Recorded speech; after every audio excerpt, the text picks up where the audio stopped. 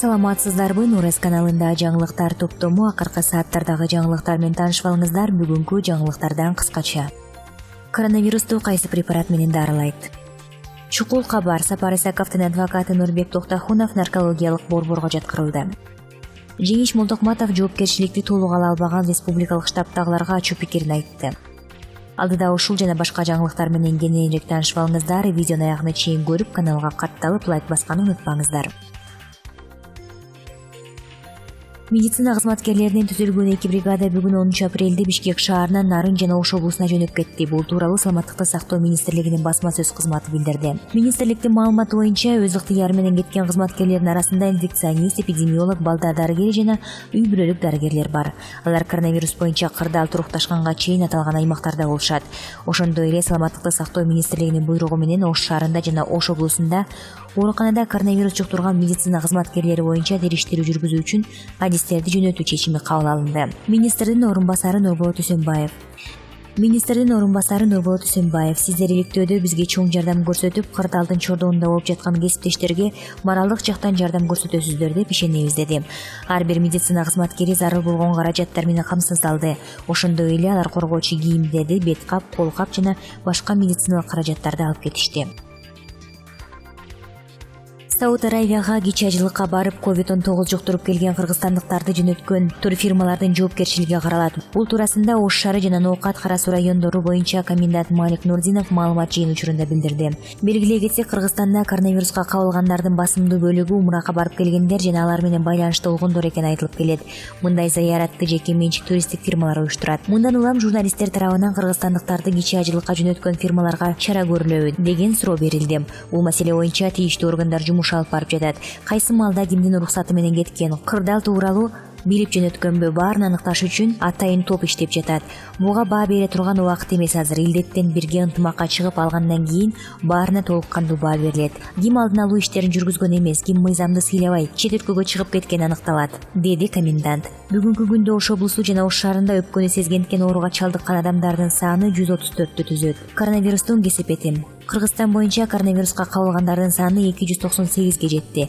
Анын ичинен 39 адам айыгып чыгып, тилекке каршы 5 айтыш болду. Арасында 39 медик аталган дарт менен алпурушууда. Бишкек, Ош, Жалал Абад шаарлары менен Сузак, Кара Суу, Ноокат райондоруна 25 марттан 15 апрелге чейин өзгөчө абал киргизилди. Бул аймактарда саат 20:00дөн 7:00гө чейин көчөгө чыгууга тыюу салынган. Өлкөдө учурда абал кандай болуп жатканын Спутник Кыргызстан агенттиги жүргүзгөн текстик трансляциядан билүүгө болот.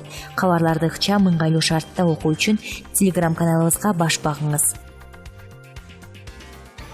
Бишкек шаарында милиция кызматкерлери 61.500 сом салынган терминалды уурдап кеткен шектүүлөрдү аныктады.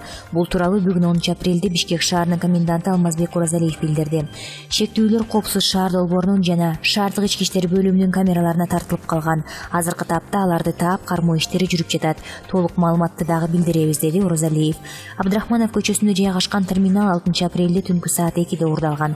Анын ичинде 61.500 сом суммасындагы акча каражаты болгон. Ал эми терминал өзү $1,5 бааланат. Учурда бул факт Свердлов райондук ички иштер бөлүмүнүн тарабынан уурулук фактысы катары катталып, ыкчам иштер жүрүп жатат. Кызматтык милдеттерин аткарууда коронавирустук инфекцияны жуктуруп алган медицина кызматкерлерге берилүүчү компенсациянын өлчөмү 200 000 сомду түзөт. Ал эми кызматкер каза болгон учурда компенсациянын көлөмү 1 миллион сомду түзөт. Бул туурасында республикалык ыкчам штабтын жыйынынын жүрүшүндө Кыргыз Республиканын биринчи вице-премьер-министри Кубатбек Боронов билдирди. Белгилегендей, учурда врачтарга жана медициналык кызматкерлерге компенсациялык төлөмдөр берилүүдө. Тийиштүү органдарга финансылык каражаттарды өз мөөнөтүндө жана толук көлөмдө төлөп берүүсү тапшырылды. Кубатбек Боронов атайын иштелип чыккан www.help.covid.kg онлайн платформага коронавирустук инфекцияга каршы күрөш боюнча атай эсептерге финансылык каражаттардын түшүүсү жана алардын кийинки колдонулушу, саламаттыкты сактоо, эмгек жана социалдык өнүктүрүү министрликтерине келип түшкөн гуманитардык жардам тууралуу, ошондой эле калктын айырылуу катмарын колдоо үчүн эсепке финансылык каражаттардын келип түшүүсү тууралуу маалымат жайгаштырылгандыгын билдирди. Ыктыярдуу жана гуманитардык жардамдарды бөлүштүрүү боюнча атайын комиссиялар түзүлүп, анын курамына жогорку кеңештин депутаттары, мамлекеттик орган жана жарандык коом өкүлдөрү кирген. Биз келип түшкөн каражаттардын ачык, айкын жана максаттуу бөлүштүрүлүшүн камсыздайбыз, деди ал. Ак Суу районунун Жолгот айылынан 1964-жылы туулган тургунунан коронавирус аныкталды. Турмуш басылмасы жазды.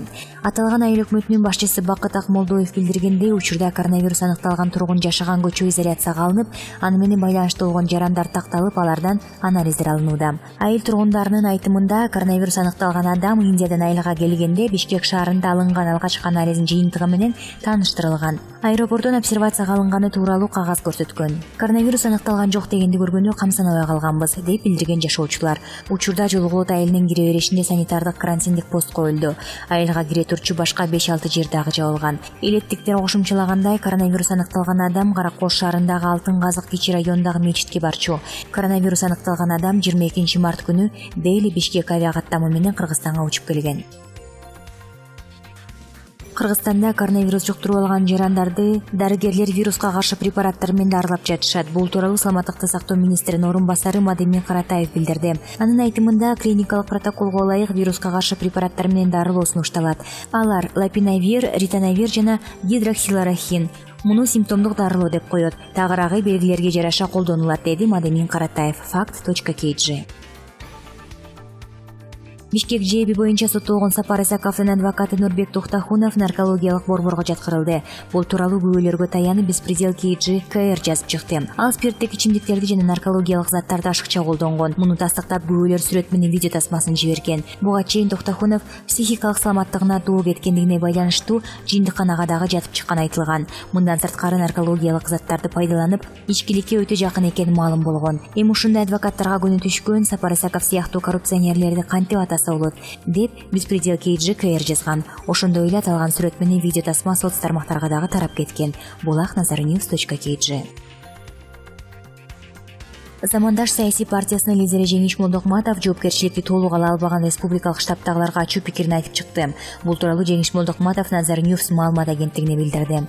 Жалпы калктын 1,5% чейин сыртта бүтүн жерде эмгек кылып, улуттук экономиканы көтөрүп, ИДПнын 1,3% толтуруп келет. Тынч учурда мигранттар биздин реалдуу инвесторлор дейбиз.